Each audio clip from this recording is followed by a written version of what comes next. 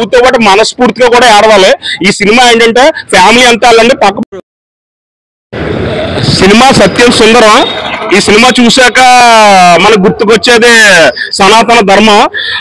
ఒక తెలుగు సినిమా తమిళ అయ్యి తెలుగులో డబ్ అయినప్పటికీ కూడా మన సౌత్ ఇండియన్ కల్చర్ అంటే ఒక ఇండియన్ కల్చర్ కి roots south Indian culture. Tamil అవ్వచ్చు, మన ఇండస్ట్రీ కూడా ఫస్ట్ తమిళనాడు నుంచి ఇక్కడికి వచ్చింది. సో ఏంటంటే అసలు మన జ్యోతిక సూర్య అంటే వాళ్ళు సెలబ్రిటీస్ కాదు, మనకి అన్న వదిన వాళ్ళు. అలాంటిది ఈ సినిమా చూసాక ఎలా ఉంటదంటే, అసలు ఒకప్పుడు చిన్నప్పుడు సైకిల్ అనేది మన ఇంట్లో జాయింట్ ఫ్యామిలీ కల్చర్ ఉన్నా కూడా బయట కాలనీలో కూడా అంతా కుటుంబం అయిపోయింది.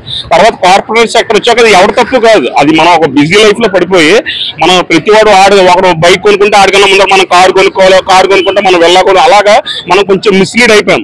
అలాగా ఈ సినిమా చూస్తే అసలు లక్కీగా దేవరా సినిమా వచ్చి బ్లాక్ బస్టర్ అవడం ఇది రావడం వల్ల అడ్వాంటేజ్. ఎందుకంటే ఫస్ట్ డే మార్నింగ్ షో కొంచెం లైట్ గా టాక్ రావడానికి ఉన్నప్పటికీ కొంతమంది సీట్లు ఖాళీ అక్కడక్కడ ఉన్నాయి. దానివల్ల అడ్వాంటేజ్ ఏంటంటే మనస్ఫూర్తిగా ఇప్పుడు మొబైల్ వచ్చాక అసలు మనం అందరూ నవ్వాలంటారు.